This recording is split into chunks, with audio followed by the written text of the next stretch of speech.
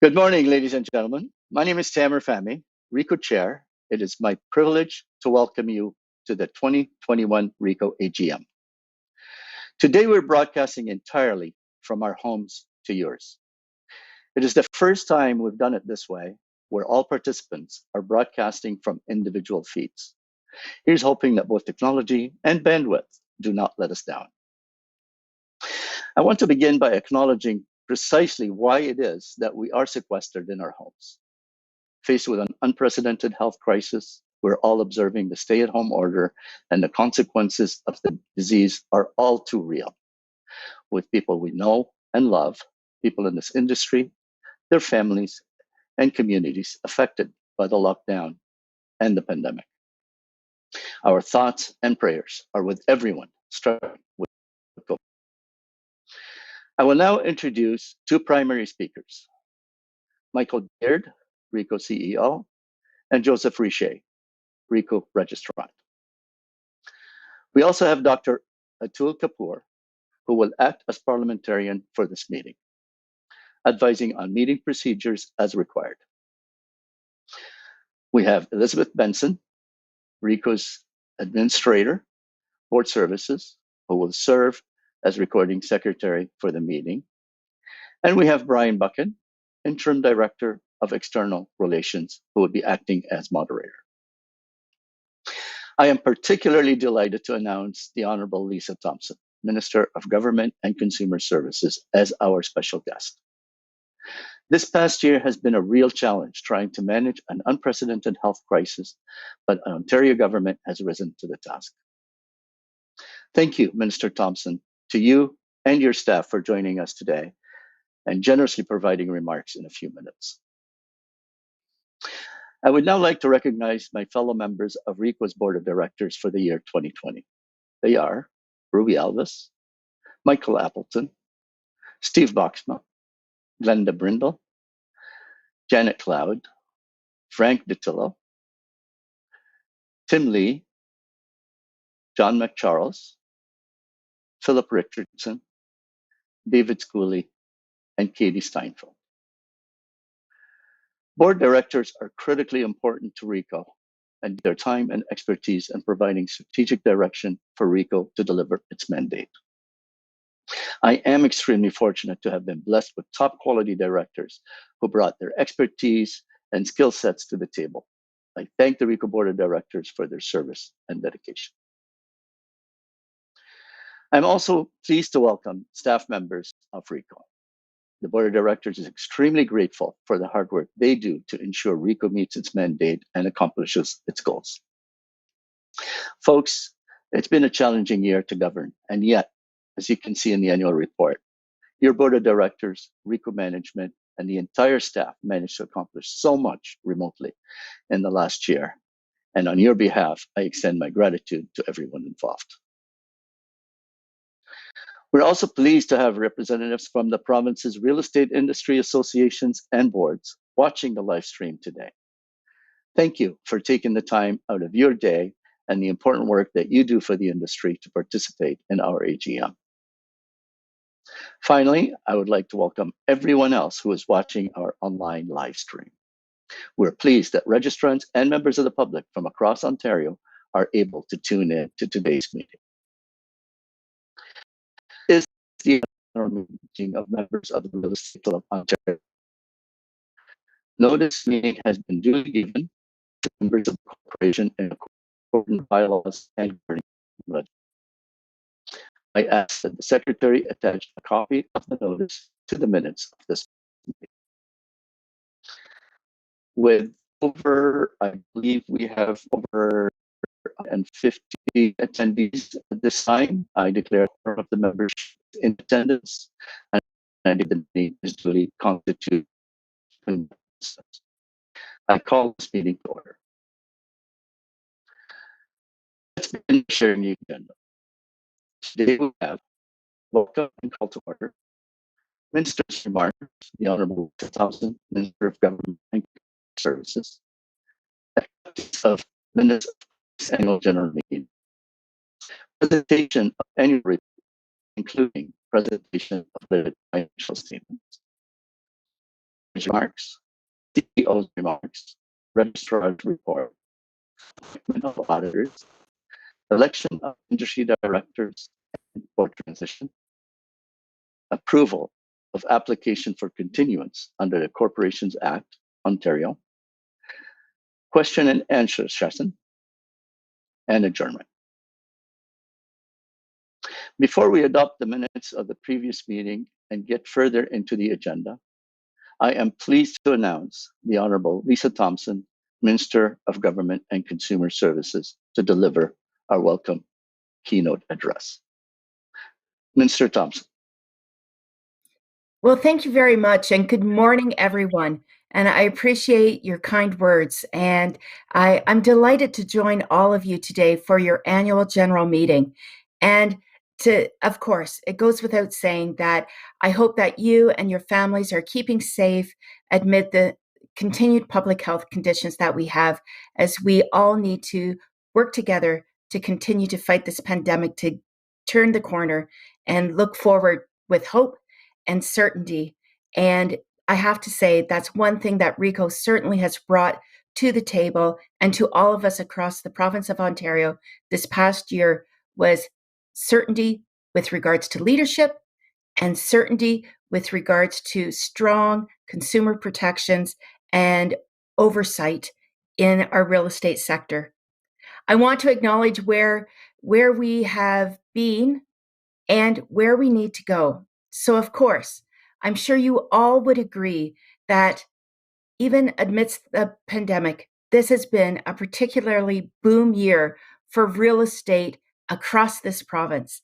And I'm very encouraged by the achievements that you, RICO, have made, and all of your work has culminated towards becoming a modern regulator. This is so important now and looking ahead into the future. I appreciate very much that despite the pandemic, you have been very busy. And I know as real estate service remained an essential service throughout the pandemic, this industry, RICO, and all of the partners that are listening today, you all collectively have stepped up with tremendous innovative solutions to support home buyers and sellers. And at an unprecedented time, RICO has, as I mentioned before, provided much needed regulatory service with regards to continuity and certainty throughout the sector.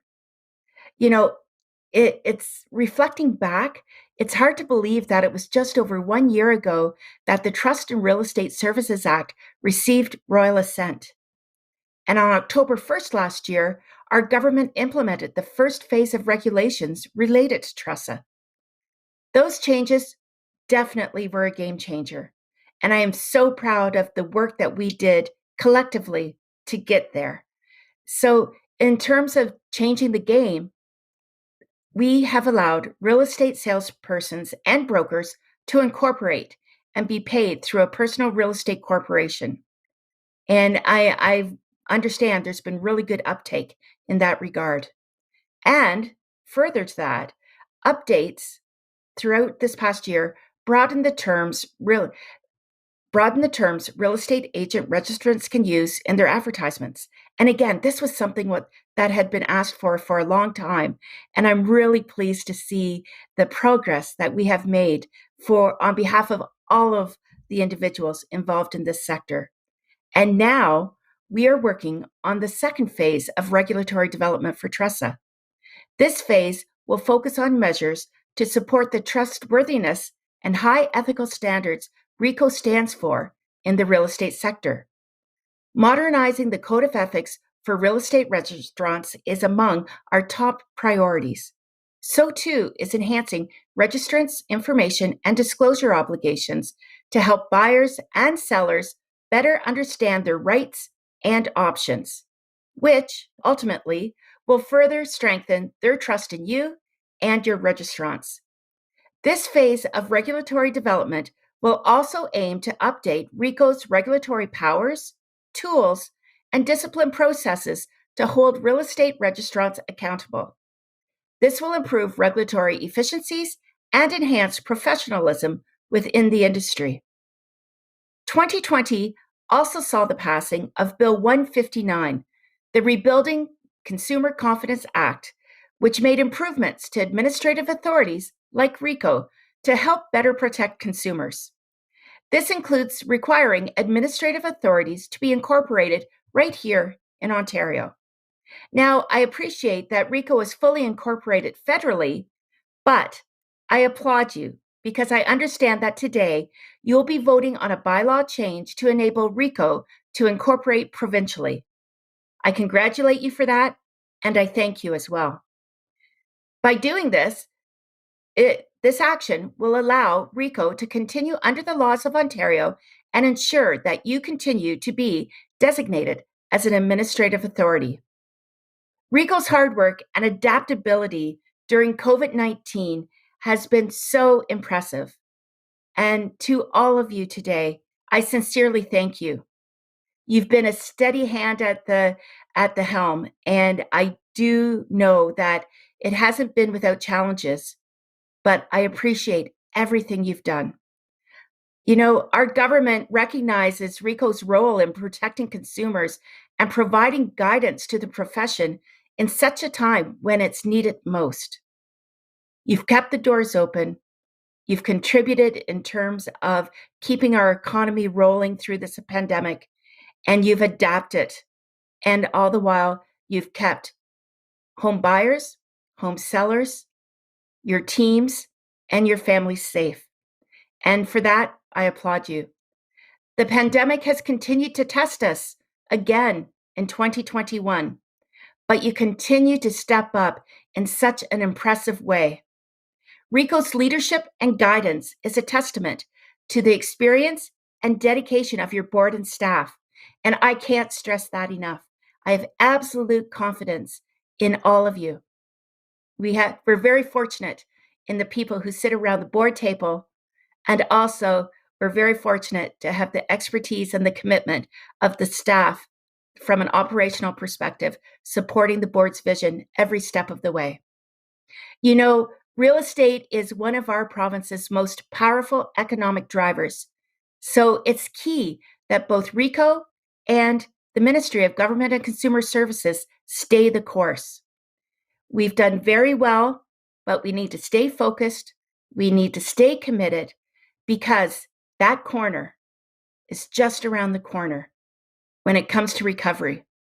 And collectively, we need to work together to help Ontario's economy rebound like never before in terms of efficiency, in terms of resilience, in terms of confidence, and in terms of just, you know, being able to sigh and collectively say, we did it. We got through the pandemic. But you know what? I'm confident that by working side by side, we will emerge stronger than ever before and you know, before we take our sights off the horizon, I do want to take a step back and thank all of you by leading by example. And I encourage all of you, if you haven't already had a chance to get vaccinated, and encourage your family and friends to do so as well. Because with high percentages of vaccinations and confidence that we have our systems in place to address any future impacts of the pandemic, I know that we will see brighter days on the horizon. And that horizon includes RICO leading our real estate industry in Ontario in a collective manner so that we continue to have confidence in this sector and we continue to see strong consumer confidence as well. So I just want to thank all of you again for allowing me to join you this morning. And I will now turn the stage over back to your chair to get your meeting under the way. Stay safe, stay strong, and be proud of everything that you have accomplished over the past year. And I wish you the very best in the year to come. Thank you very much. Thank you so much, Minister Thompson, for your kind, informative, and timely remarks. And thank you again for taking the time to join us today. We are truly honored. Please feel free to stay with us as long as you can, though I know that you have a demanding schedule. Moving forward, before we move forward in the agenda, I would like to invite our meeting parliamentarian to walk you through some of the important instructions and technical considerations for today's meeting. I am pleased to introduce certified personal parliamentarian, teacher, and professional registered parliamentarian, Dr. Atul Kapoor. I now ask Dr. Kapoor to provide you with a brief overview of how to participate in this meeting. Dr. Atul. Thank you, Tamer. Hello and welcome.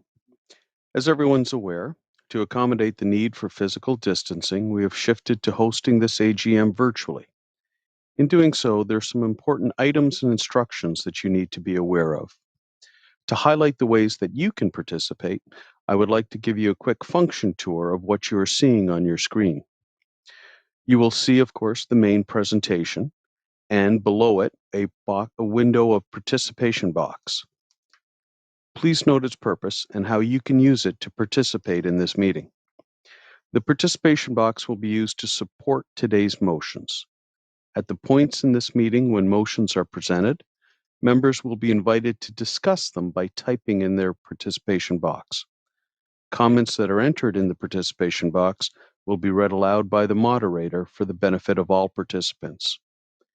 There will be 4 motions presented today, and instructions to discuss a motion will be repeated during each one. When voting on the motion opens, those of you who have the right to vote will see a poll appear on screen, and you will be able to cast your vote in favor or opposed by selecting the appropriate voting box and then clicking on the Submit button. It is important that you click the Submit button so that your vote is counted. All votes will be tallied, and the chair will share the results. Only members of RICO's voting membership are permitted to participate in the discussion of motions and to vote.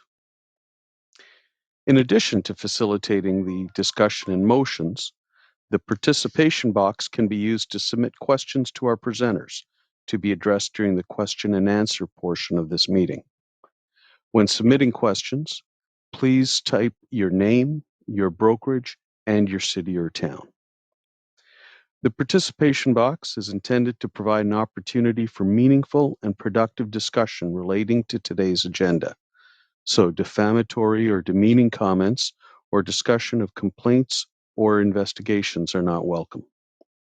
I would also like to inform you that this meeting is being recorded and it will be posted on the RICO website. If you are a RICO registered participant and are experiencing technical difficulties, please use the participation box to ask your technical question if you're able to access it. So to summarize and conclude, members can enter discussion comments to be read aloud to all participants during the discussion period for a motion by entering their comment in the participation box. Comments during discussion on a resolution or motion must be relevant to the motion that is being considered. And there will be time during the question and answer session to ask other questions of general interest. I'll now hand the meeting back to you, Tamer. Thank you, Atul. The first item of business is to adopt meeting minutes from the 2020 annual general meeting. These minutes were included in the material circulated on April 30 and available to view at registration. I will now read the motion. Be it resolved that the minutes of the July 23rd, 2020 annual general meeting are approved as presented. Thank you to Steve Boxma, LePage Team Realty Brokerage in Manotick for moving this motion. And thank you to Frank DeTillo, DeTillo Realty Inc. Brokerage in Windsor for seconding this motion. The discussion is now open. To discuss the motion, please use the participation box. Please include your name, brokerage, along with the city with your comments and question.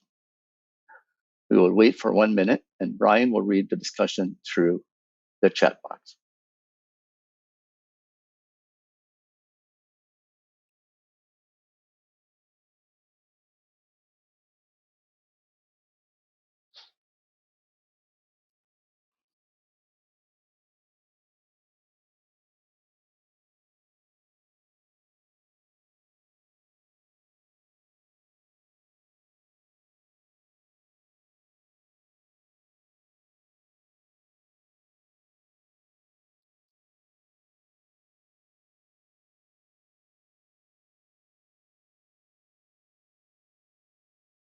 Hi, Tamer. We've received Oh. no questions. We can continue with the vote.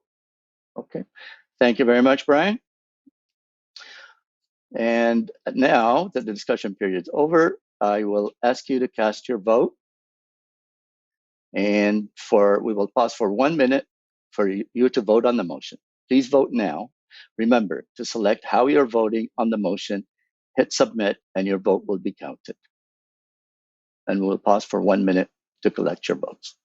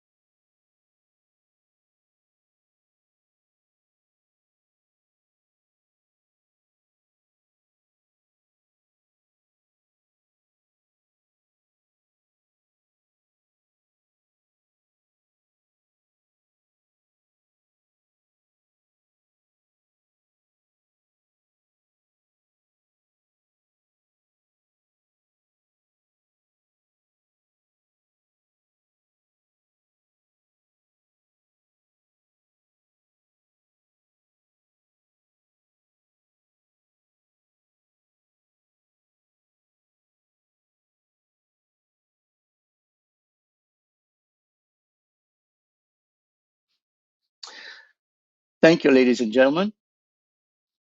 The votes have been collected and the motion has passed. And we now will move to the presentation of the annual report, beginning with my remarks as chair of RICO. To suggest that 2020 was a challenging year for everyone feels like an understatement. The pandemic hit right around when the spring real estate market starts to heat up and everything came to a grinding halt while the industry and society broadly sought to understand COVID-19 and how to best contain it or flatten the curve.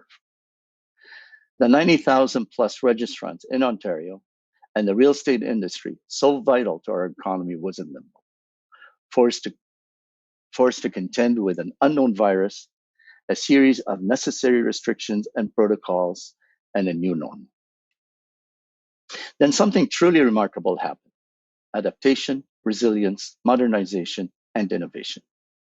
The industry bounced back, relying on adaptability and innovation of registrants and the support of industry organizations, Ontario Real Estate Association, and local boards across the province. Consumers also found a way to be resilient and adaptable, leaning heavily on the registrants and embracing new technologies and new ways to do business. Heading into 2021, we saw an active, strong real estate market. As chair of the board, I am proud to say that RICO embraced the principles of adaptability, resilience, modernization, and innovation, which is why we chose that as the theme for the 2020 annual report. RICO almost seamlessly adapted to the pandemic, continued to deliver on its important mandate, and truly didn't miss a beat. The senior management and staff are to be commended for their unwavering commitment and dedication, as well as their embracing of new technologies and new approaches. The results are in the annual report and they speak for themselves. In 2020, RICO progressed through year 2 of its 5-year strategic plan, Modern Regulation for a Dynamic Marketplace. This is an ambitious and comprehensive plan that aims to evolve RICO further towards being a modern regulator, promoting awareness and engagement with registrants and consumers while creating a resilient organization. I am proud of the progress we have made along the strategic plan. Consumer protection is a key component of RICO's mandate and one that is inextricable from the regulatory framework, as well as the complaints and discipline process. I know that the statistics bear this out, that the vast majority of those in the real estate profession act with integrity and good faith while providing an essential service to the real estate buyers and sellers. RICO has an important role to play in enforcing the rules when they're broken.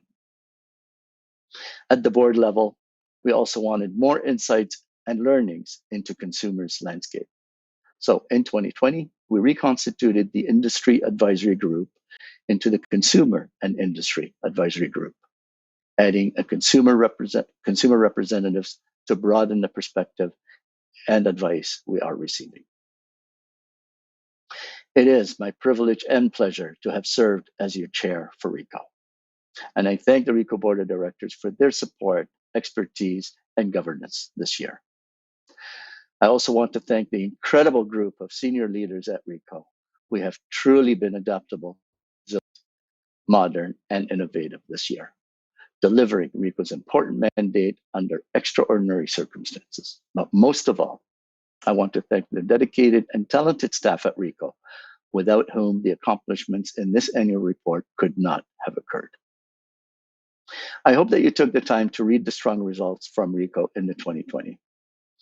And I will now pass it over to Michael Beard, our CEO, for the CEO message. Michael? Thank you very much, Tamer, and welcome to all the members participating in the AGM today and those watching on live stream, and of course, Minister Thompson as well. I have been saying that it is a year like 2020 that puts an organization or any organization to the test. And the emergence of COVID-19 in early 2020 derailed the lives and plans of everyone. And for RICO and our folks, it was no exception. So we knew that we needed to be adaptable, and that's important for a regulator in an ever-changing industry, but more so in 2020. We knew we needed to be resilient, and that is important when faced with an unexpected pandemic and the need to weather the uncertainty of the market and of public health measures that were designed to keep us healthy and safe. We also knew we needed to modernize to not only reflect a changing regulatory environment, but to help us be resilient and ensure RICO continues to fulfill its important mandate. Now, in truth, a number of those modernizing activities like the virtual office work, the paperless billing and online services and so on were already contemplated and underway, but the pandemic accelerated our implementation. And for many of those challenges, we needed to be innovative so that we could tackle these new problems with creative and forward-thinking solutions. Now, I am really proud to say that this is what the staff and management at RICO did in 2020. By seamlessly shifting to virtual office and contactless services, we were able to continue to serve you and consumers in Ontario. Now, an important shift in 2020, however, came with our mission. The board and executive reviewed the mission and realized we needed to make a small yet powerful shift. As a regulator, we wanted to enshrine a more proactive approach to our mandate, to be more proactive and effective in all that we do. This resulted in a rewording of our mission statement, specifically revising the very first word from supporting to promoting to capture this shift.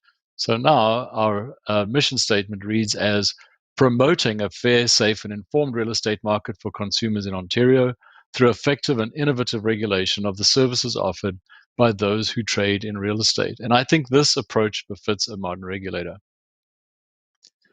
Now, despite the significant disruption in 2020, I am pleased to say that RICO's financial health remains strong. While we did see lower than expected revenues, lower than expected increases in the number of registrants and subsequent revenue, we contained costs, and through modernization and innovation, were able to find temporary and sustained cost savings. And I'll run through those financials with you now. So on the income statement, you can see in 2020, RICO's excess of revenues over expenses rose to 5.5 million. And let me break that down for you a little bit further. So at the revenue level, the net new number of registrants in 2020 increased by about 3,300 as the graduates from the winding down of the OREA program, as well as those from the new Humber program, entered the industry. So this drove revenue up a little, but not by that much. To assist registrants, RICO introduced a one-time payment terms opportunity to help any registrants who were having cash flow issues, and we also reduced selected transactional fees with minimal impact to revenues in 2020. The operating expenses, so most of the excess revenue over expenses resulted from the reduction of operating expenses, and as the reality of the pandemic started materializing early in 2020, there was considerable uncertainty. So we decided to implement some cost-saving initiatives and also to defer some other initiatives. And the net impact of this reduced our expenses by over 2.5 million, most of which dropped to the bottom line. On the capital expenditure side, Ricoh's capital expenses remained low, pretty much in line with last year. But moving on to the fund balances were strengthened by the increased excess of revenue over expenses, which bodes well for navigating through the continued uncertainty ahead.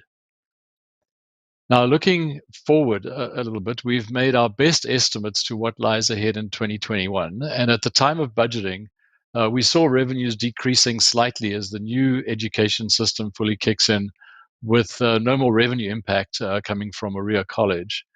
We also restarted several of the deferred initiatives from 2020. So you will see a disproportionate increase in expenses, but still with a positive excess of revenues over expenses for 2021. On the insurance side, the revenue from the insurance premiums that registrants pay flow through Ricoh, but we do experience administrative costs, and a portion of the payment serves to feed the stability fund to help with possible future costs, which is actually a benefit that you're going to see later on this year.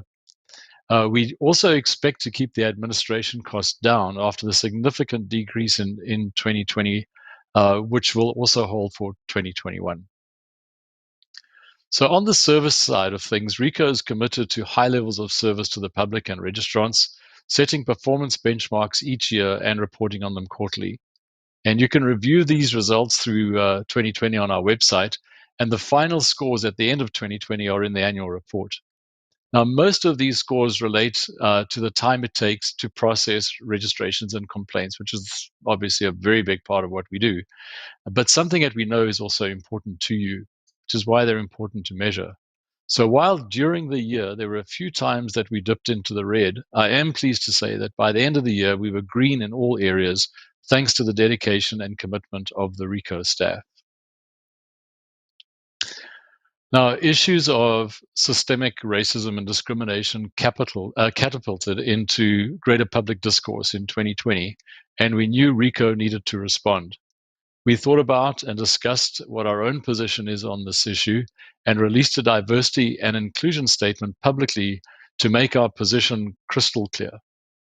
We ensured Ricoh's staff had additional training in understanding and calling out racism and unconscious bias. And for the industry, we collaborated with the Ontario Human Rights Commission to create a new elective course, Human Rights Fundamentals, that seeks to promote greater understanding of racism and how to identify, prevent, and address racial discrimination. We all know that talking about and addressing racism and discrimination, as well as broader issues of diversity and inclusion, are by no means solved by these activities. But as an organization, Ricoh is taking a stand and committing to continue promoting diversity and inclusion in the industry, both as a regulator and as an employer. Now, while it was gratifying to see the combination of the strategic framework and the adaptability, resilience, modernization, and innovation at Ricoh helped to create a pretty good year in 2020 in the face of an unprecedented health crisis, I know there are more challenges to come with uncertainty as well. I look forward to 2021 knowing that we are on a strong footing. Thank you, and I will now ask Joe Richer, Ricoh Registrar, to speak to the annual report.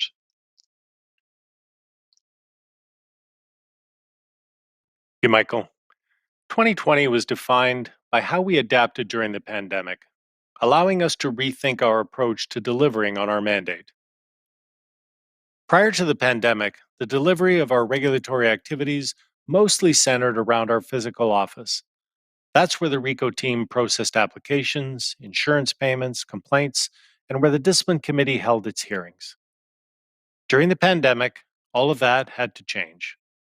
I'm proud to report, in an extremely challenging environment, the Ricoh team was able to pivot to a remote workforce while delivering our mandate in the public interest. We've learned a great deal from the experience, and the benefits will continue even after the pandemic is over. For example, holding discipline hearings online helps us to manage certain logistics, particularly when panel members or complainants are located far from the RICO offices. We've also shifted the focus of inspections on those elements that can be done remotely rather than going on site to brokerage offices. Currently, this approach has some limitations, but work is underway to expand the scope of what can be reviewed through remote inspections, which will improve the efficiency and effectiveness of the inspection program moving forward. Just as we've had to reinvent our approach, so has the profession.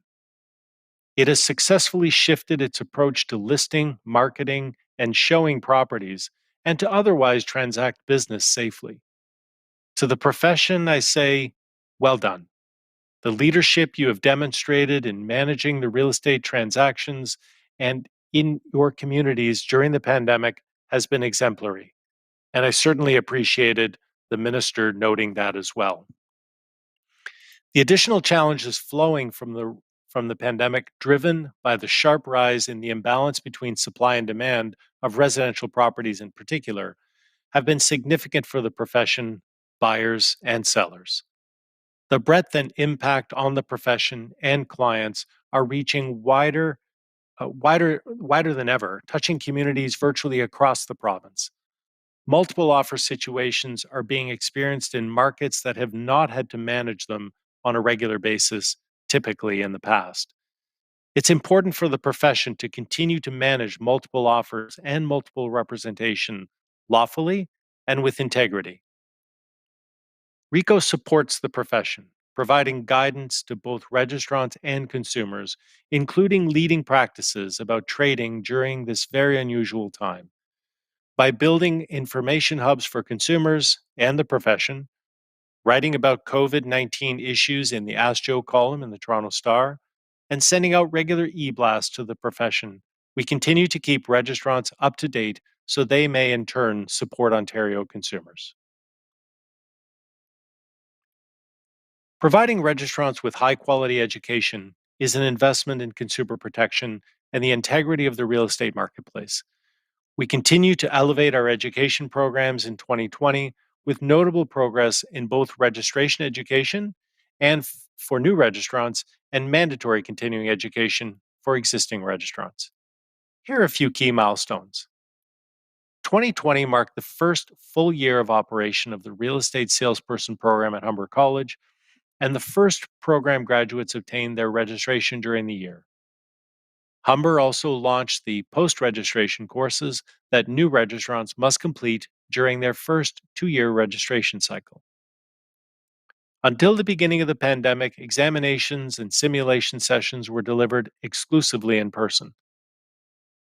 Humber and Orea colleges were quick to pivot to source vendors to deliver these components online while maintaining the integrity of the process and the experience. We anticipate that learners will continue to benefit from the enhancements post-pandemic, providing greater access across the province. On the MCE front, we expanded elective course offerings by introducing the 2-part Compliance and Ethics in Real Estate. We now offer 16 elective courses, with more to come. The program also received 2 awards during the year: a Platinum Hermes Creative Award for the Mortgage Financing course and a Brandon Hall Group International Bronze Award for the FinTrack Compliance course. The awards underscore the high quality of the content of the MCE program. The Real Estate and Business Brokers Act 2002 was amended, paving the way to permit further changes that will strengthen consumer protection and professionalism in the real estate sector. The government introduced personal real estate corporations and expanded the terms registrants may use to describe themselves in advertising, along with adding greater flexibility in the regulation-making authority to address further necessary changes. I'm proud of the RICO team's contributions to support the development, analysis, and implementation of the changes. We continue to work closely with the government around further regulation changes. There are a few that are particularly noteworthy. First, clarifying the relationship between consumers and registrants to eliminate the confusion between the customer and client relationships as defined today. Second, developing a principles-based code of ethics. And third, providing our discipline committee with the power to suspend, revoke, and apply conditions to a registration, thereby expanding its toolbox of remedies so that it may more appropriately sanction the wide variety of misconduct it considers. These are just a few of the many important REBA changes being considered. I'm proud that during a year of uncertainty, the RICO team was able to adapt and thrive. I want to thank every single member of the RICO team. I could not be more proud of your efforts as a team and individually. As we look to the post-pandemic era, I look forward to working together to continue to build upon the positive changes we've made to our operations and our organization. Thank you. Thank you to both Michael Beard and Joseph Richey for your wonderful remarks. The third motion is to appoint the auditor for the 2021 fiscal year audit. The function of the auditor is to express an opinion on whether the organization's annual financial statements prepared by management with the oversight of those charged with governance are, in all material respects, in accordance with the financial reporting framework. KPMG has just completed its fourth year as RICO's auditor. With the approval of the following motion, they will be appointed for a fifth year. I will now read the motion. Be it resolved that the firm KPMG LLP be appointed as auditors of the Real Estate Council of Ontario until the close of the next annual general meeting of the corporation following their appointment. Thank you to Michael Appleton, International Realty Firm Inc., brokerage of Toronto, for moving this motion. And thank you to Tim Lee, Century 21, Explorer Realty, brokerage, Carlton Place, for seconding this motion. We now invite members who have discussion or comments on this motion to share them in the participation box. Is there any discussion?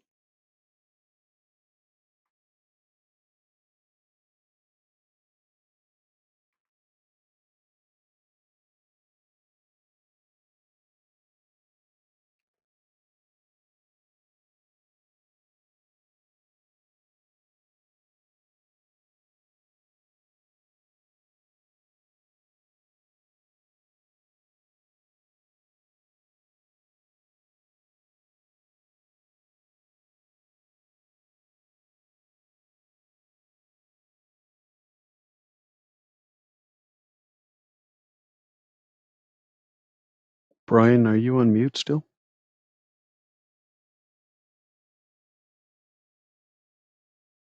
Hi, Tamer. We did have a comment that was actually more referring to the second motion that was voted on. I think during your remarks, it was mentioned that this was the third motion, but just a point of clarification that it's actually the second motion. So Thank you for that's the good. clarification. Okay, thanks for clarification. So this is the second motion. I apologize. I see it in the order that it's being presented. Are there any other questions? Otherwise, I see no other discussion points. Okay, thank you, Brian. Okay, we will now pause for 1 minute to allow time for members to cast their votes. Please cast your votes now. Remember to select how you're voting on the motion and hit submit for your vote to be counted. We will pause for 1 minute to count your votes.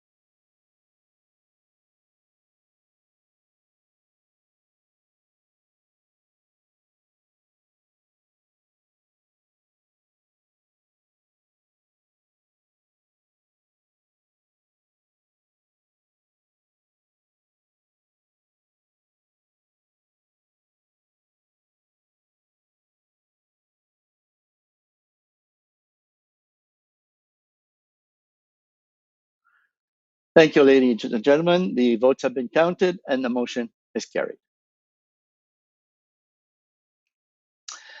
And we will now move on with the next motion, which is the third motion under consideration today.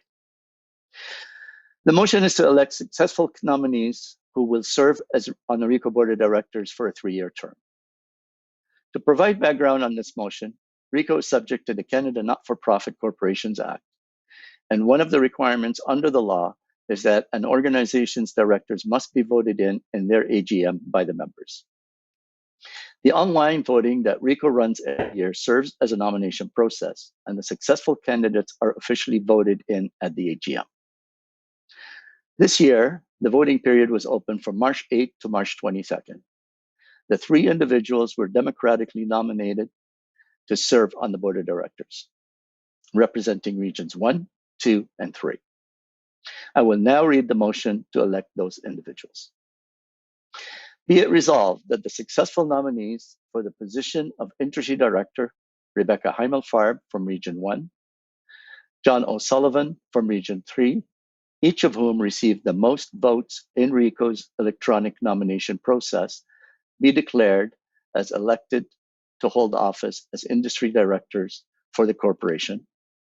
And be it resolved that Frank Dattilo, who in accordance with Section 1.6 of RICO Bylaw Number 2, Nomination Process Acclamation, was acclaimed as industry director nominee in Region 2, be declared elected to hold office as an industry director of the corporation. Thank you to Glenda Brindle, RelaPage Team Realty Brokerage for moving this motion. And thank you to Katie Steinfeld on the Block Realty Inc. Brokerage in Woodbridge for seconding this motion. We now invite members who have discussion or comments on this motion to share them in the participation box. Is there any discussion?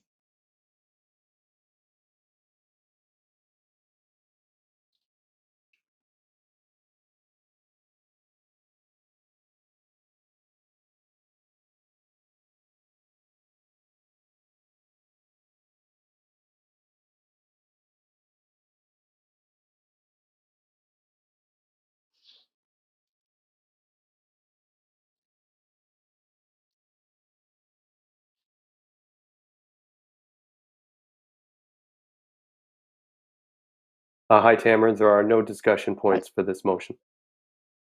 Thank you, Brian. With there being no discussion on the motion, we will now move to the voting. We will now pause for 1 minute to allow time for voting members to cast their votes. Please cast your votes now, and remember to select how you're voting on the motion and hit submit for your vote to be counted. We will pause for 1 minute to count the votes.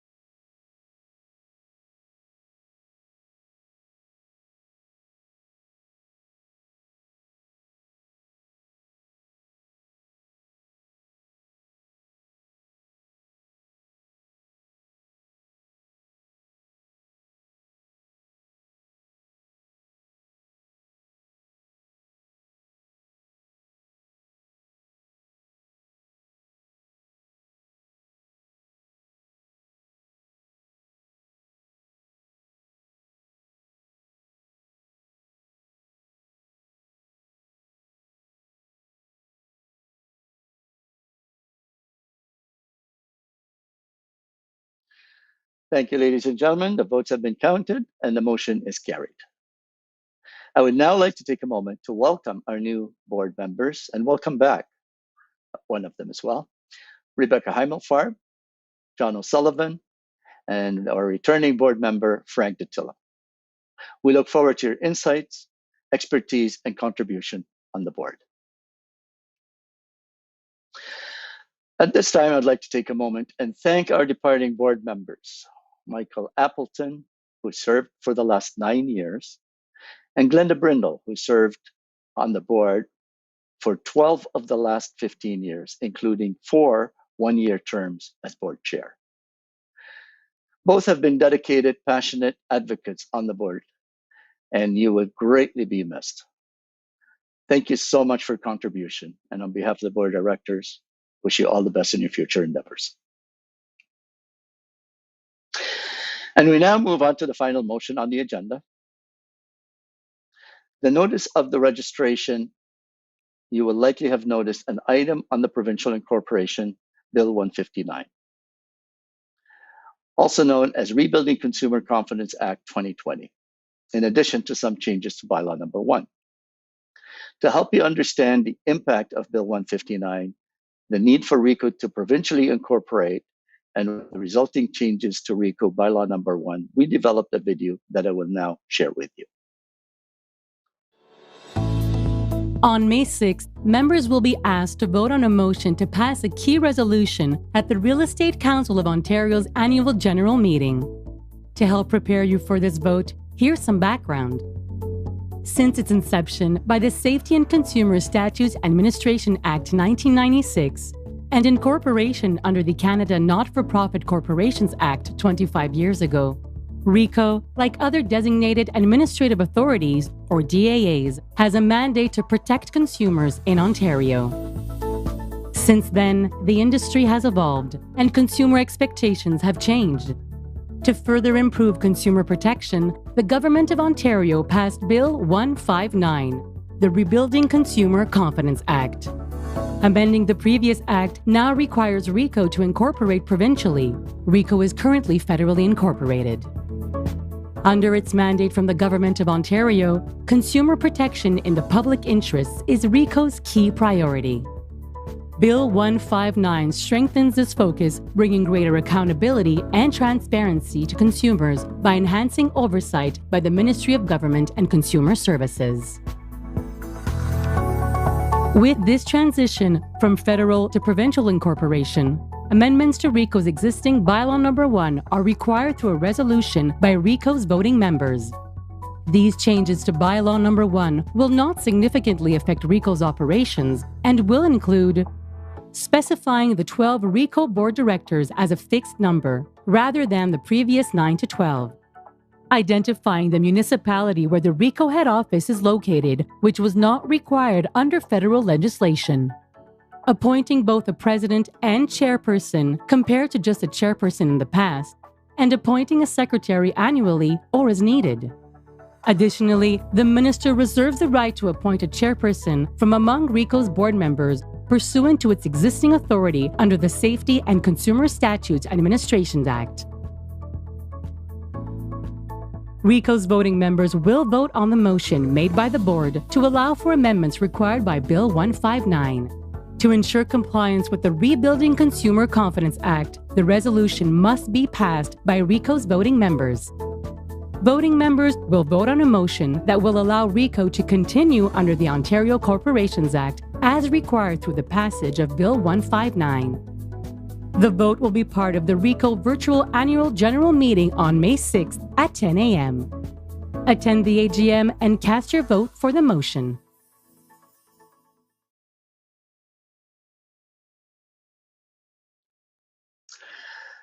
So, ladies and gentlemen, to recap, RICO is currently federally incorporated for a variety of reasons, most of which are historical. The passage of Bill 159, which in a real sense impacted the laws that give life to RICO and other designated administrative authorities under the provincial government, demands that RICO is incorporated provincially. That is why the first part of this motion is to continue in Ontario, or in other words, incorporate provincially. Doing so does require changes to our bylaws, mostly to shift terminology and structure from a federally incorporated entity to a provincially incorporated one. Overall, there is no real change to the way we do business. One issue that has come up in the past is around proxy voting and whether this will change whether proxy voting is allowed. It will not. RICO does not permit for proxy voting, and that will not change with the move to incorporate provincially and the resulting bylaw changes. As a precursor to the motion, I want to note that A, the corporation was incorporated under Canada Corporations Act by letters patent dated January 24, 1997, and was continued under the Canada Not-for-Profit Corporations Act, CNCA, by Articles of Continuance dated July 8, 2014. And B, it is considered to be in the best interest of the corporation that the corporation be continued as if it had been incorporated under the laws of the province of Ontario, pursuant to the Corporations Act, Ontario, the OCA. Also, please note that 2/3 majority vote is required for this motion to carry. I will now read the motion as submitted in its 6 parts. Be it resolved that 1. The directors of the corporation are authorized and directed to make an application for continuation into Ontario by filing an application for continuation in Ontario of an extra provincial corporation with the Ministry of Government and Consumer Services under Section 312 of the Corporations Act, Ontario, or the OCA, continuing the corporation as if it had been incorporated under the laws of the OCA, and to make application to the Corporations Canada for Certificate of Discontinuance under Canada Not-for-Profit Corporations Act, or CNCA. 2. The draft application for continuation in Ontario of an extra provincial corporation, which is attached as Schedule A, shall come into force upon the issuance to the corporation of a certificate of continuance under the OCA, is hereby approved and confirmed. 3. Bylaw number 1, being General Operating Bylaw of the Corporation, is repealed effective on the date on which the corporation continues under the OCA, and new General Operating Bylaw number 1, a copy of which is attached as Schedule B, is hereby approved and confirmed and would be effective on the same date. 4. Bylaw number 2, being Bylaw for the nomination and election of directors, is repealed effective on the date on which the corporation continues under the OCA, and the new bylaw number 2, a copy of which is attached to Schedule C, is hereby approved and confirmed and would be effective on the same date. 5. At any time before the completion of the continuance, the Board of Directors of the corporation may, in their sole discretion, abandon the application for continuance without further approval of the members.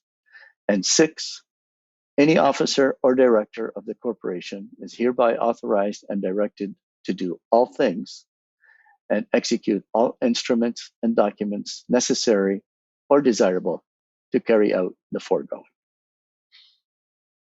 Thank you to John McCharles, Remax Sarnia Realty Inc. in Sarnia, for moving this motion.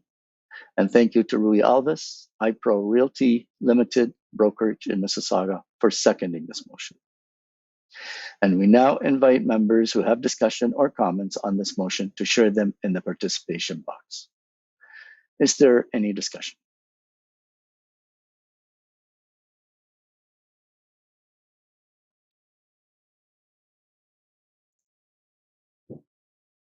Hi, Tamer. We do have a comment from David Oikel of Ottawa.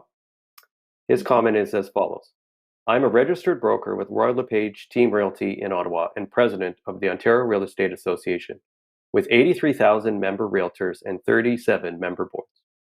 I want to acknowledge Chair Tamer Fahmy, CEO Michael Beard, and Registrar Joe Richer for their strong leadership of RECO through the pandemic. I am proud to say the real estate registrants rose to the occasion, put the health and safety of their clients, communities, and colleagues first, and that is in large part thanks to the efforts of RECO and OREA. With respect to the motion on the agenda for application for continuance under the Corporations Act, Ontario, I'm encouraging all members today to vote yes to this change. This motion will ensure compliance with provincial legislation, which requires RECO to move from being federally incorporated organization currently under the Canada Not-for-Profit Corporations Act to one that is provincially incorporated under the Corporations Act, Ontario. Thank you. Thank you very much for your comments. Sorry, Tamer. We do have a question. There's a question of where are these attachments? This is from Jennifer Graham in Toronto. Okay. I believe they were part of the registration. It was an attachment in one of those items. I'm pretty sure. Is that correct? I will refer to Mr. Michael Beard, our CEO, to confirm.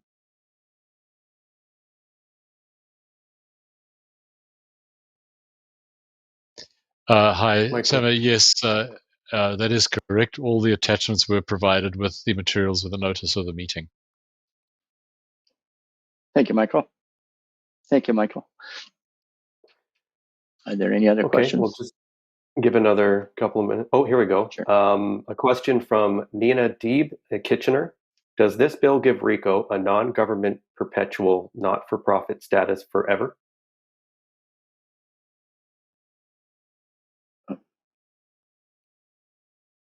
Do we have someone that can address? We have legal expertise there to address that question.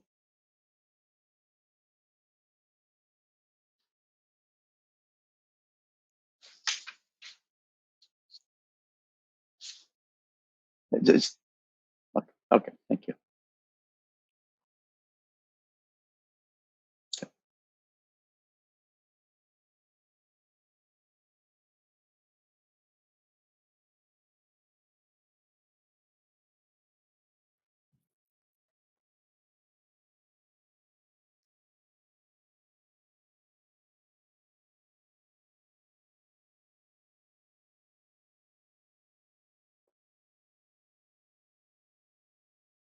Hi, yes, thanks for that question. So what this does is this incorporates RICO under the Ontario for Profit Act, and that is how it will be until perhaps there's some change in the future that would need to be made.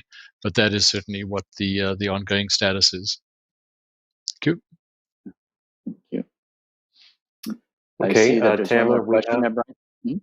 Yeah, we have a question from Nito Marcos Brown from Mississauga.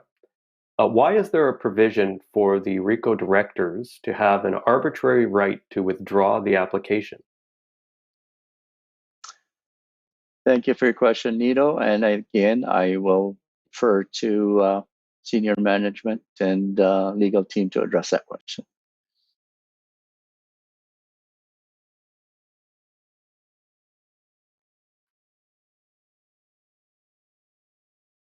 Yeah.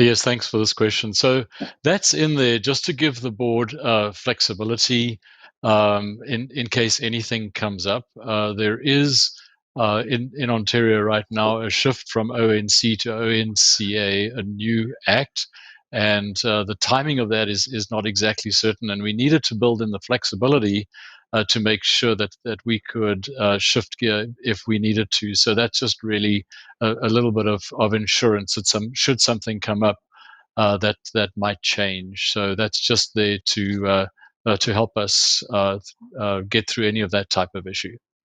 Thanks, Tamara. Yep. Thank you, Michael. Okay, we have another question from Joseph Rosati in Hamilton. How does this motion affect the registered realtors at RICO in positive and negative aspects of the daily realtors practice? Thank you for your question, Joe.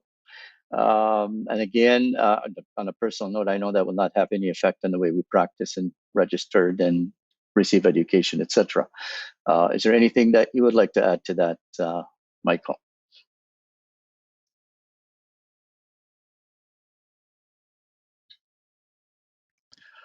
So actually, I don't think you're going to see any difference at all. This really just applies to coming into line with Bill 159, but otherwise it's going to be business as usual at RICO. Thanks for the question. Thanks, Joe. Okay.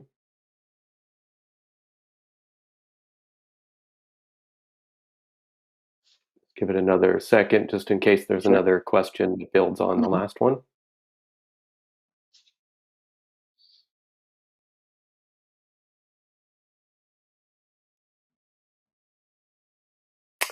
Okay, it doesn't look like we have any further discussion points. Thank you. Thank you. Thank you very much, Brian. And I would like to express my thanks to David Oil, Mr. President, for your kind words as well. We will now pause for 1 minute for you to cast your votes. So please cast your votes now, and the same routine. Remember to hit submit, and your vote will be counted. We will pause for 1 minute to count the votes.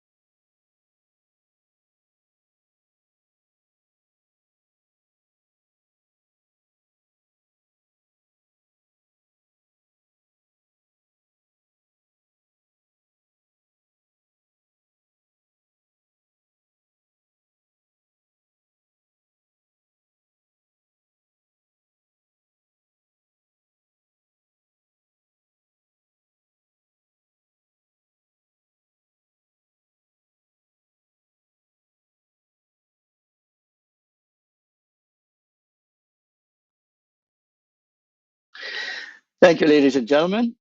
The motion has been passed, and it's carried. I want to thank you all for your participation, and this concludes items in the RICO AGM agenda, with the exception of the Q&A. We will now take a brief minute break, give or take, and before we resume and conclude the meeting with the Q&A period. As a special treat for you, and for those that are interested, we have arranged for a yoga instructor to come on and lead a series of stretching exercises for those who are sitting at computers all day long. The session is designed for those that continue to work on computers, and it will begin in a couple of minutes. And if you are interested, we invite you to participate. And we will return in 10 minutes. That would be approximately 11:20 a.m. Thank you. Welcome to this 8-minute stretch and relaxation session. My name is Tracy Volpe, and I'm a professional yoga teacher and mindful meditation instructor. So we're starting, if you're all seated, which you're supposed to be, we're going to come to the edge of our seats with our hands on the tops of our legs, just rolling your shoulders back and down, having nice flat palms to the tops of your legs. Your eyes can close here if that's something that feels comfortable for you. If that's not comfortable, keep your eyes open, but gaze at a space that isn't moving, so at the floor or the wall. Good. In this space, with your eyes closed, you're just going to very gently start to increase your breath and inhale and exhale. So you're going to inhale deeply through your nose and exhale deeply through your nose. Good. And again, in your own time, inhaling when you're ready and exhaling when you're ready. Good. Doing your best to continue this breath pattern for the whole practice. If you lose your breath or you lose focus, just take a moment, bring yourself back, take another deep inhalation and exhalation, and come back to the practice. Good. Opening your eyes here. You're just going to place your hands in prayer position at your heart. Let's take an inhale, start to reach your arms straight up above your head, pressing your palms together really strong as you do this. As you exhale, just sort of fold forwards, let your hands fall down in front of you. Let your fingers sort of touch your shins, chin to your chest. And then rolling up your spine, sliding your hands up to the tops of your legs, rolling your shoulders back and down. Good. And again, inhale, bring your hands to prayer at your chest. Take a moment. Pressing your palms together, reach your arms straight up to the ceiling. As you exhale, fold forwards. Bring your hands to your shins, chin to your chest, and then roll up, bringing those hands back to the tops of your legs. Good. Pause here for a moment. Awesome. Bring your right hand to your left shoulder. Bring your left hand to your right shoulder. Just very gently start to reach your elbows up towards the ceiling. Keep your hands pressing firmly into your shoulders. As you exhale, pull your elbows back down towards your chest. Noticing that little sort of sensation that you get in your delts or in the tops of your arms. Maybe a little bit in your armpits. Take one more, up and down. Very gentle sort of mobility movement for your rotator cuffs. Good. As you exhale, release, let the hands settle back down onto the tops of the legs. Good. Shoulder rolls, draw your shoulders up to your ears, draw them back and down, squeezing your shoulder blades at the back. Good. Forwards, up, back, and down. Don't forget your breath. We'll find one more. Forwards, up, back, and down. Good. From this space, drop your right ear towards your right shoulder. Take your right hand to the left side of your head and very gently draw your right ear down towards your right shoulder. In this space, keep your left shoulder pulling away from your ear, so down towards the floor, feeling the stretch in the left side of your neck. Good. Pause here for a breath. Very good. Releasing that side of the head, place your right hand back down to your leg. Allow your left ear to fall towards your left shoulder. And then take your left hand to the right side of your head, very gently pulling the head down. Think less about pulling, that's probably the wrong word to use. Think more about gravity or the weight of your hand, taking that ear down towards the shoulder. Good. Releasing the left hand, taking the head back over the shoulders. Pause for a moment. Good. From this space, just take your hands, interlace your fingers behind your head, trying your best to pull your elbows out and back. So try not to have your chest collapse. Open your chest up, squeeze your shoulders, pull your elbows back. From this space, lift your chest, lean back, press your head into your hands, chin will gently lift up. Notice a sensation in maybe your armpits, the sides of your body, the chest. Stretching here, breathing deeply here. Good, and then we're going to do the opposite. Round the upper body, bring the elbows forwards, draw your chin to your chest, and find that little bit of a stretch in the back of your neck, your upper back. Breathe. Good, we'll find one more of each. Inhale to lift up, squeeze the shoulders, lean back, look up. And as you exhale, round forwards, elbows forwards, chin to your chest. Coming back up to a nice seated position, bringing your hands to the space just behind you. So if you don't have room, you might need to scooch forwards a bit. You're going to grab on either to the sides of your chair. Maybe your hands can touch the back of your chair slightly. Whatever you can do, do that. Grab on. Pull your shoulders back, lift your chest, lean back. Good. Really think about sending your chest forward, squeezing your shoulders together, opening up through the chest. If we're sitting down working for a long time, like I know a lot of you are doing in meetings and stuff, our chest starts to collapse. We get tight in that area. So I'm just trying to open this up for you a bit. Good. Come out of this back bend. Bring the hands back to the tops of the legs. Pause. Close your eyes here. Take a moment. Deep breath in. Deep breath out. One more deep breath in and out. Good. Side body stretch here. Just allow the left hand to slide down beside your chair. If you've got an arm situation happening, then just do the best you can. Slide the left hand down, reach the right arm up towards the ceiling, and then start to lean over to the left. So right arm is reaching over the ear, over to the left. The trick here is to keep both bum cheeks really heavy to your seat, so don't lean over to the left too much so that you feel like you're falling. Try to get that nice anchor and stretch from your right hip to your right fingertips. Good, move through to center. Just let your right hand slide down the right side of your body. Reach your left arm to the ceiling, lean over to the right. Reaching that left arm over the ear towards the right side of the room. Pause for a moment. Good. Come back through to center. Release both arms down by the sides of the body and just start to fold your chest towards your thighs. So you're just going to start to lean forwards, allow your head to come down towards your knees, and if you can, wrap your arms underneath your knees or behind your knees and just tuck your chin in. Pause here for a moment. If you don't have a ton of space, don't worry, go as far as you can, do what's comfortable. Good. And then come all the way back up. Imagine you're rolling up. Head and shoulders will come up last. You're at the top of your mat. Very good. Inhale to reach your arms to the ceiling, nice and long. As you exhale, twist to your left. Take your right hand to your left knee and allow your left hand either to come to the back of your chair if you have a back here, or just to the side of your chair. You're twisting now to the left. Maybe if you can, look over your left shoulder. Breathe. Good. Take your inhale, reach your arms back to the ceiling through center. And as you exhale, twist to the right. This time let your left hand come to your right knee and allow your right hand to come to the back of your chair or the side of your chair. Good. Breathing here for a count of 3, 2, and 1. Good. Coming back through to center. Bring your hands to the tops of your legs. Close your eyes here. Just take a moment to feel any new sensations that have arrived in your body since you started this practice 7.5 minutes ago.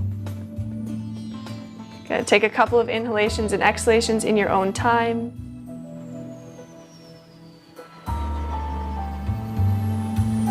Just taking a moment to be quiet, to be still.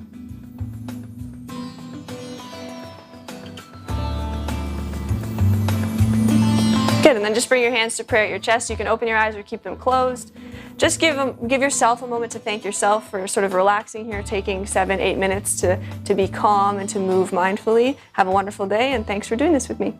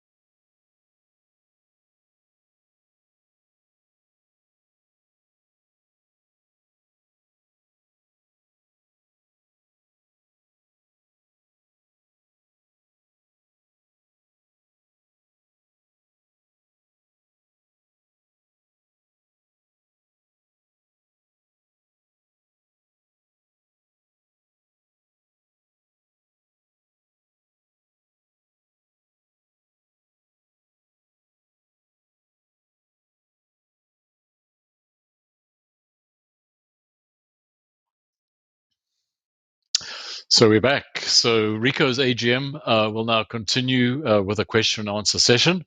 We have about 30 minutes available for this portion of the meeting, and we invite you to send in any questions that you might have using the participation box.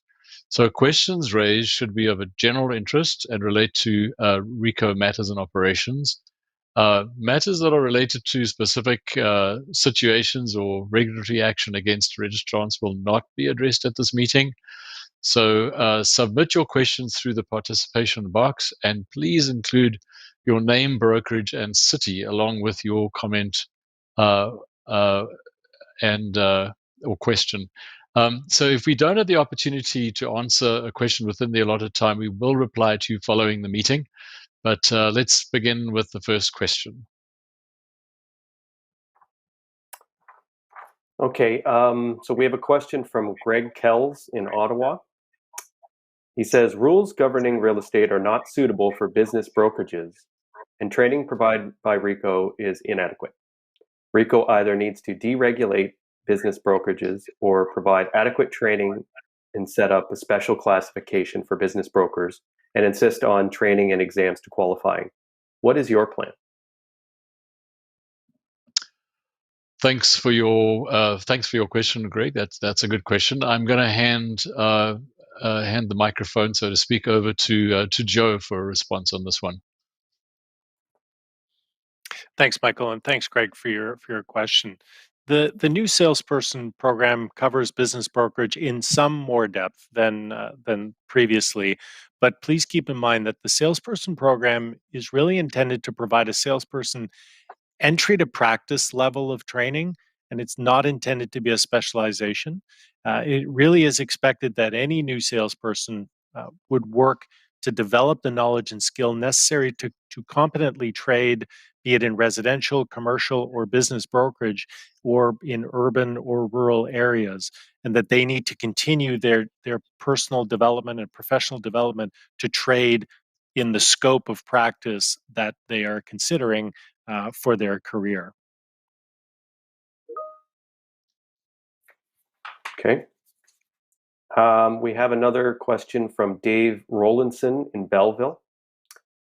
I see 3 examples where RICO takes advantage of its members. 1, in licensing fees that have no refund. 2, in insurance fees that have no refund. Or 3, that a portion of insurance is dedicated to cover imagined shortfalls in the future. So thanks for your question, Dave. I'll pick up this one. So registration fees are paid in advance and are non-refundable. And this is similar to some other registration fee systems and actually helps to save on additional administrative burdens. So as a not-for-profit organization, fees are set to adequately cover the expense of fulfilling our mandate. And providing a refund on fees simply means that recovery will have to shift somewhere else in the fee structure. So shifting the fee really would not, provide any benefit to cost savings. So there would be no overall benefit to registrants. So we continue to strive to keep fee increases down, and we are pleased that we have kept the increase over the years below inflation.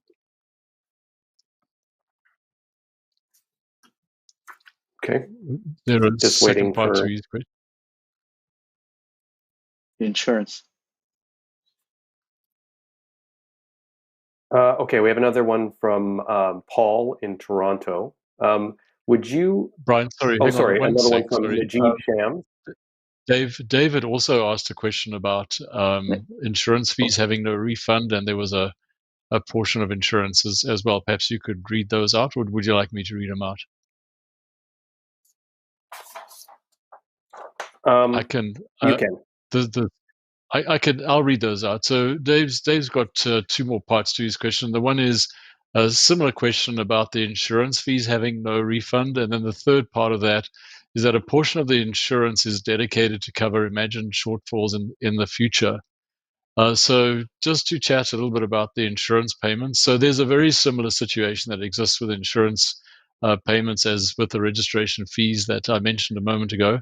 But insurance payments are a payment that you make that's a fixed minimum payment regardless of the term of your insurance. And this ensures the most cost-effective insurance program for all registrants, keeping individual premiums and administration costs as low as possible. And I mentioned earlier on, we managed to reduce that last year and have maintained that lower administration cost. Also, the type of insurance that we are talking about here that we are mandated to facilitate for under our responsibilities are a little bit different than some of the other insurances you might have seen. So it's important to note that your professional liability insurance policy continues to cover you at no additional cost, starting the date you left the business for claims resulting for activities while you were registered. And this differs from personal lines insurance products, where the insurance exposure to a claim would end the day that the coverage is cancelled, resulting in a short-rated premium return. And professional liability policies may be called upon to respond to a claim years after a service has been provided. And that covers you pretty well. I don't know, Tamara, if you had any thoughts or input on the insurance rates and coverage and how that looks from your side. Thank you, Michael. Yes, I'm happy to add to that. Is the cost of the insurance premiums that we're paying right now compared to prior to when RICO came into effect are extremely great value. As an individual, insurance, errors and omission insurance only, particularly at that point in time, was, I'm going back 20 years, was well above $1,000. At that time. So when we're looking at what is covered for the whatever it is, about $400 to $500, running in that range right now, including commission protection and deposit protection for consumers. It's a really, really good value. On the point of refunds, it's no different than any of those that are members of associations or boards. Once you pay your annual dues, and if you depart from the business, you're not going to receive, a rebate for the unused portion of that year.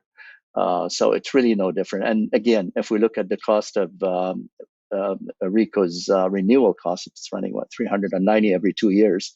So at $195 a year, again, that I have not seen an increase for some time. I think the last increase was about 5 years ago, and it's been static for so long before that I can't even remember. So the value of the registration cost is extremely reasonable, and of course, all the other services that come along with that. So. But thank you for the question. Thanks, Tamara. And the third part of Dave's question, where he felt that RICO was taking advantage of its members, was that a portion of the insurance is dedicated to cover imagined shortfalls in the future. So indeed, the insurance payment that registrants make is made up of three components. One is the premium itself. The other is the administration fee. And the third part that I assume you're referencing here, Dave, goes into what is called the Program Stability Fund that proactively ensures the longevity of the program for the protection of registrants and consumers in Ontario. It captures a range of possibilities that could include catastrophic losses, significant changes in coverage options available in the insurance marketplace, or any other events that may impact registrants in the future.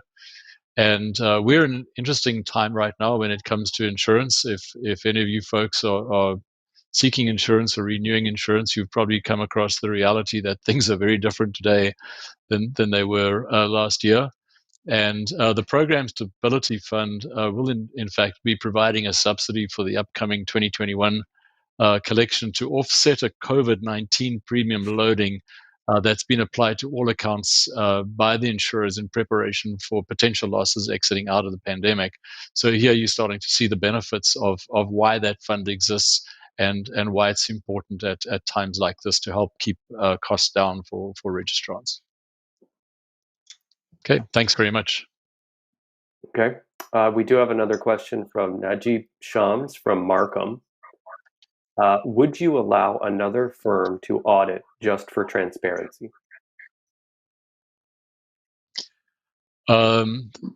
That's an interesting question. So I can't say that we would need an auditor to audit the auditor, and the selection process of the external audit is pretty thorough. We go out to RFP, we get a number of companies come back to us and respond with an interest, and right now that is KPMG, and who you've now agreed will be auditing again in fiscal year 2021. There is also considerable oversight of the auditor in the at the board level and at the committee board level with a committee that deals with the auditor. So there's already quite a lot of oversight there. And of course, what's important to the members today is to have a look in the annual report where you can see the auditor's report, as well as the management discussion and analysis.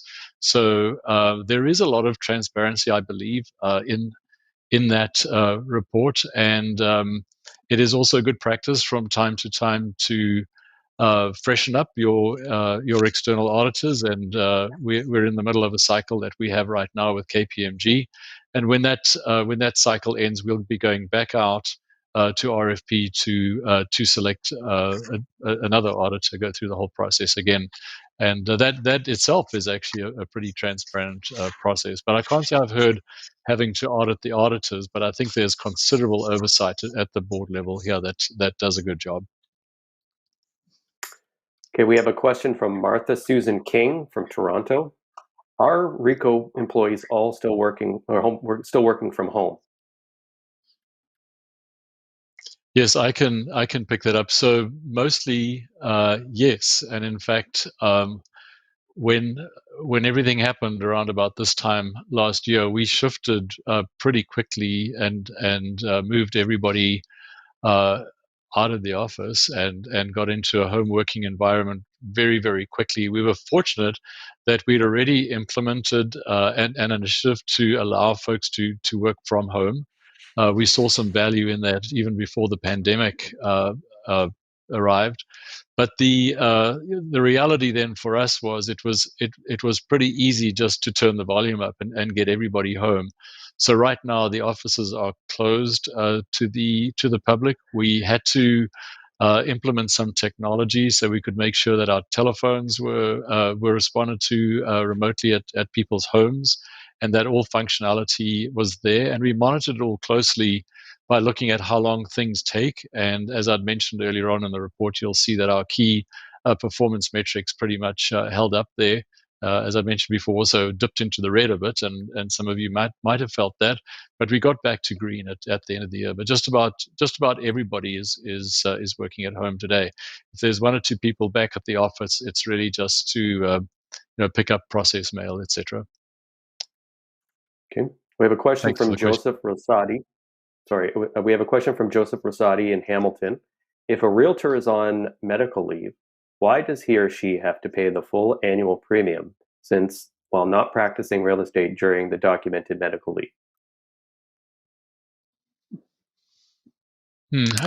There's no Joe, you there's might no like to pick class. that one up.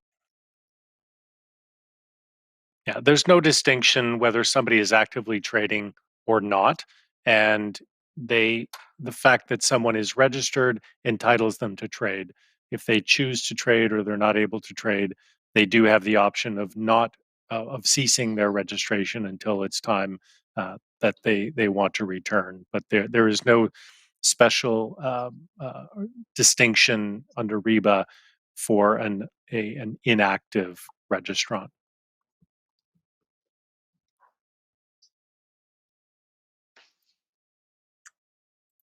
Okay, just waiting for more questions to come in. I will note that some questions, because of space and time, do need to be edited a little bit, but we're trying to stay as faithful as possible. Barry Labow from Toronto asks, why do we not follow the practice of all insurance where you have claims, your deductible rises, or you get no coverage, hence no registration? Why should the whole subsidize the agents who have multiple claims or have done acts that ended in them being found guilty of bad practice?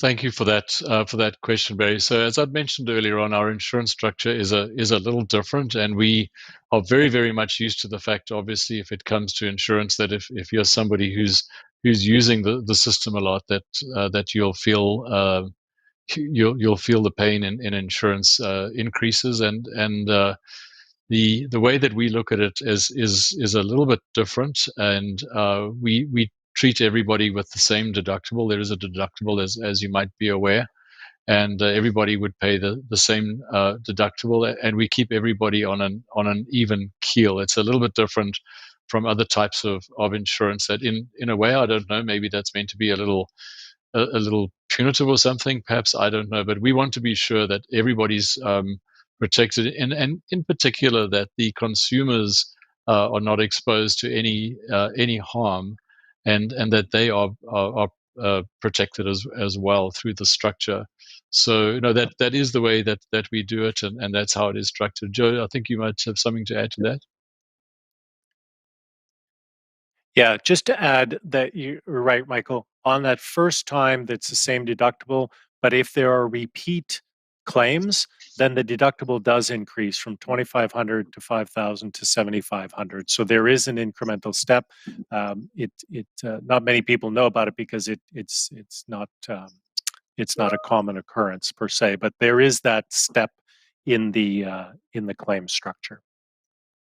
Oh, thanks for that clarification, Joe. Yeah. Okay. Seeing if we have any other questions.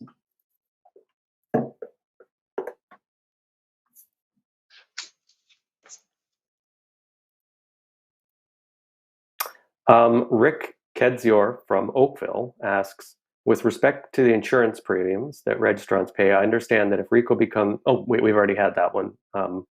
Could we have a different question, please?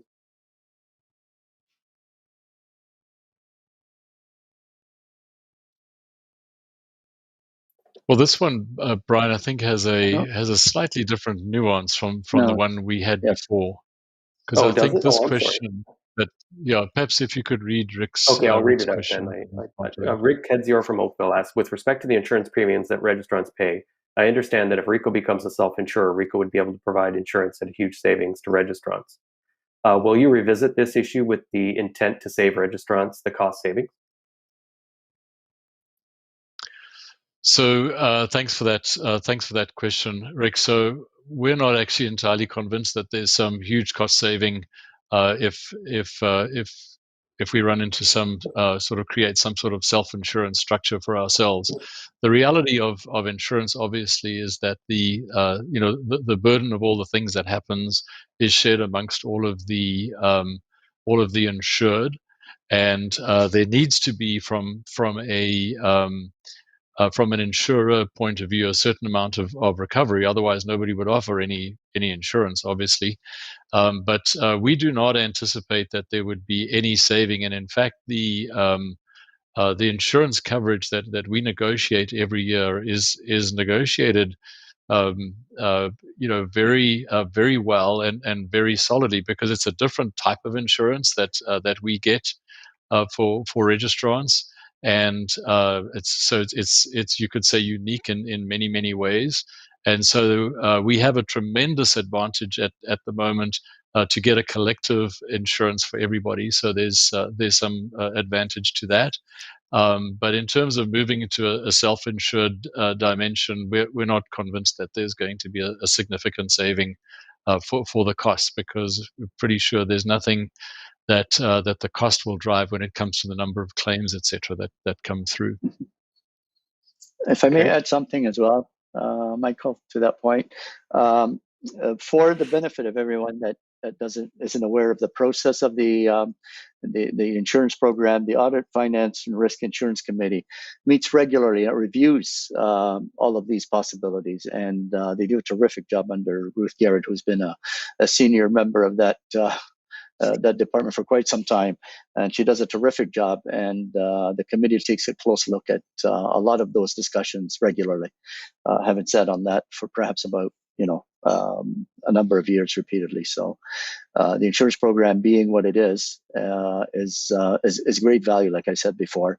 And I'm not sure that if there can be any additional savings with all of the benefits, not just for the errors in emission, but consumer protection as far as deposits, as well as commission protection for registrants. Okay. We have a question from Paul Michael in Toronto. Why is it that an agent moving from sales representative status to broker status effectively have to pay the registration and renewal fees twice during the same renewal cycle? Well, thanks for that question, Paul. Joe, I'll hand that one over to you for a response, please. Thanks for the question, Paul.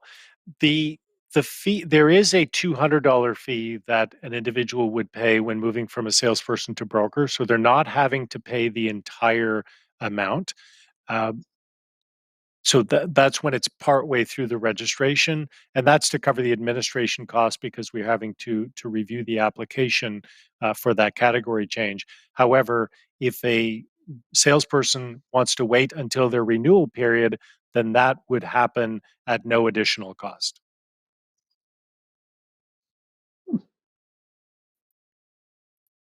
to know. Okay.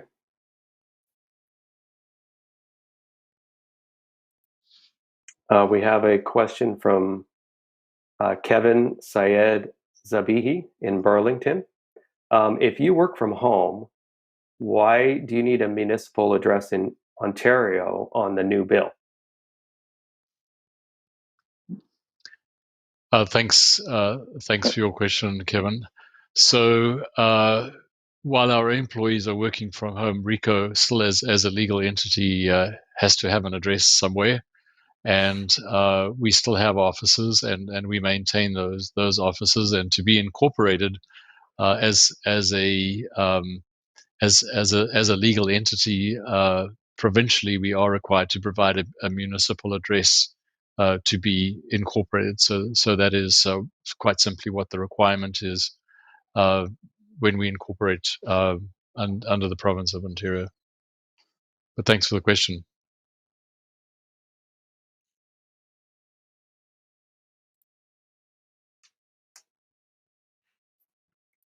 Okay. Now we have another one coming in from Denise Dilby from Chatham. If a realtor was fined and convicted of an offense, is there any reason from him or her for not being reported on the RICO website? Yeah, thanks. I'll hand that one over to Joe for a response, please, Joe. Joe. Thanks, Denise. If there are charges laid by RICO, then they certainly will appear on the individual's registration as it appears on our website. If they are charges that are laid provincially, criminally, that are not laid or where RICO has no involvement, then that is a matter of public record. But we have not captured that on the RICO public register. There is some question. We'd have to look at that in terms of there'd be a lot of effort that would have to go into tracking, identifying what would be posted and the like. So it's not something that's currently required to be posted by law, but all provincial offense prosecutions by RICO, all discipline matters, and any proposals, revocations, suspensions do appear on the public register on a registrant's registration. Okay. We have a question from Bill Johnston from Toronto. Why does FinTrack not accept the RICO course as fulfilling our annual FinTrack training requirement? Thanks for your question, Bill. Joe, could you grab that one, please? Hi, Bill. Thanks for your question. That's a good question. I think it's a question for FinTrack, frankly. We did work, and some of you may or may not know, but we did work closely with FinTrack to develop the content of the course. I think, given that it is a national, federal statute, I think it would be advantageous if the profession, as a collective, through the provincial associations and the federal association, CREA, approach FinTrack to consolidate and either use our course as a foundation or to build on that to identify what would be appropriate training for FinTrack. Bill, I think that's a great question. I think it would be a great initiative that we can work on together to advance that. Now, that said, I'm not certain that the training would not qualify if a brokerage was to track their own completion, their employees' completion of that course. There is a certificate that can be printed when they complete the MCE course that could be retained by the brokerage. And I can't say for certainty that it is not accepted by FinTrack for that purpose.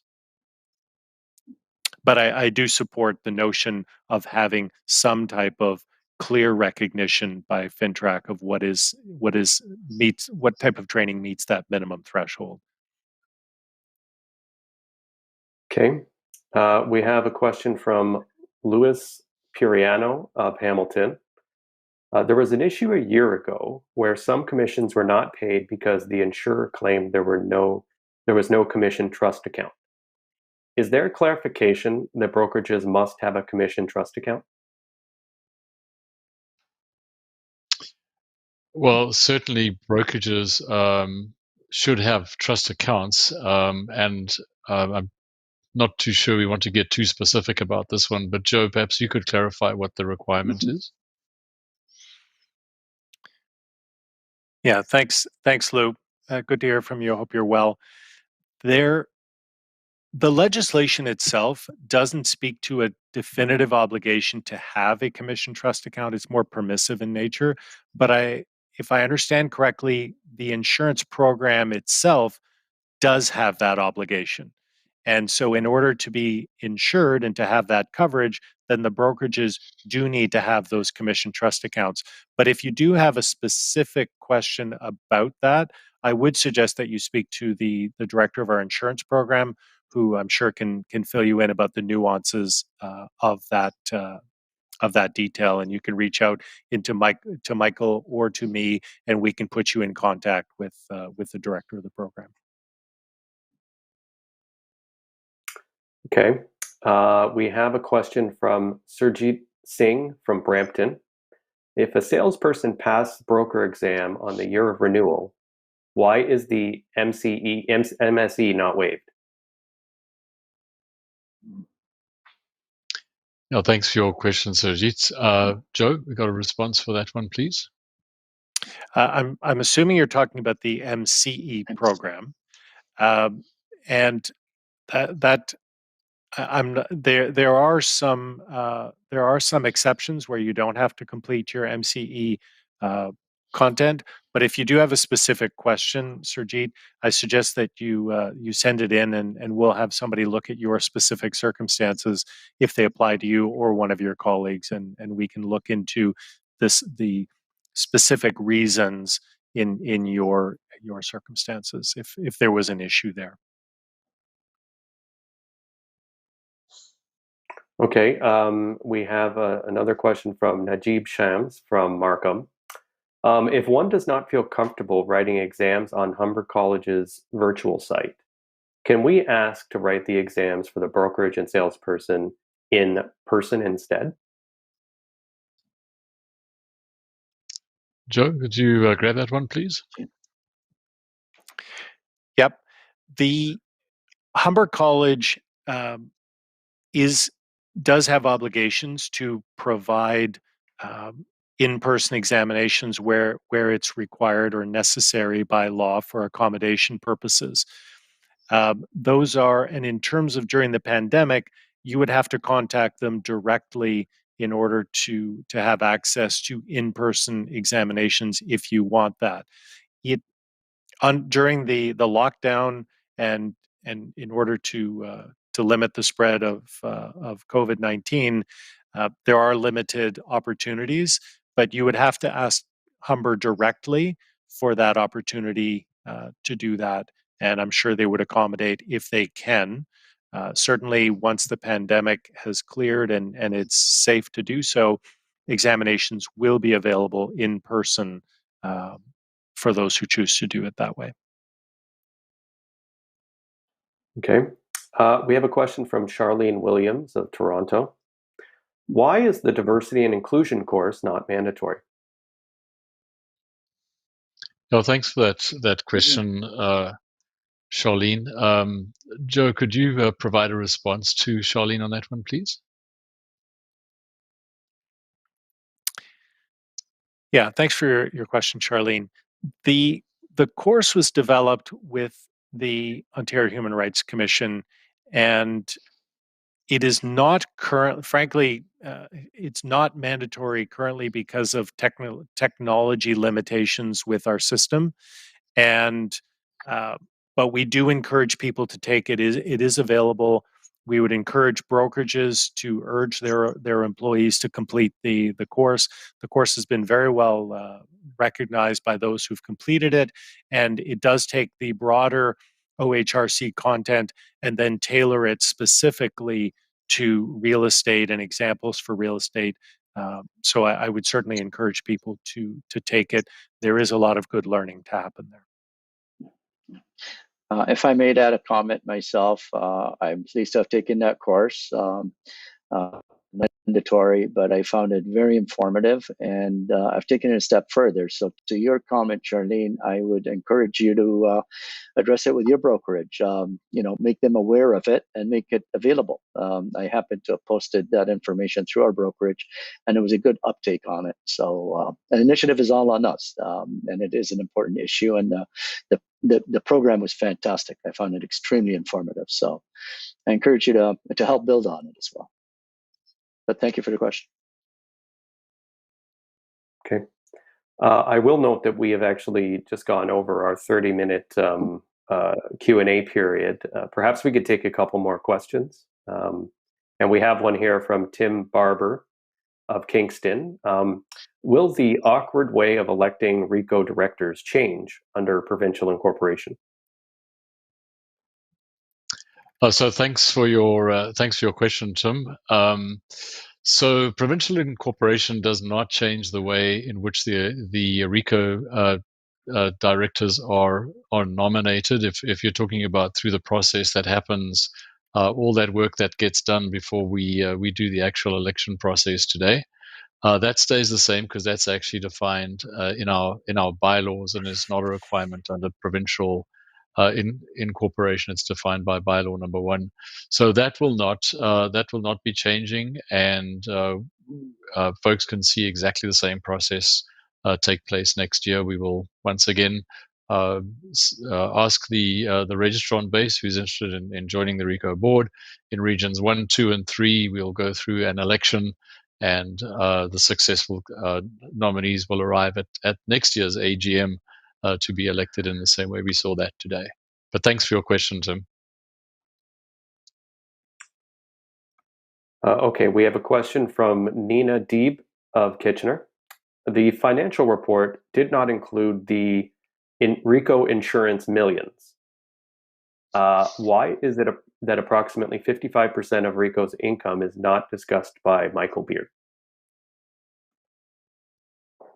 Thanks for your question, Nina. So the money that we receive for insurance premiums is not counted as revenue, and this is as recommended actually by our external auditors, is not counted as revenue for RICO because it isn't. It's a straight pass through that goes through to the actual insurer.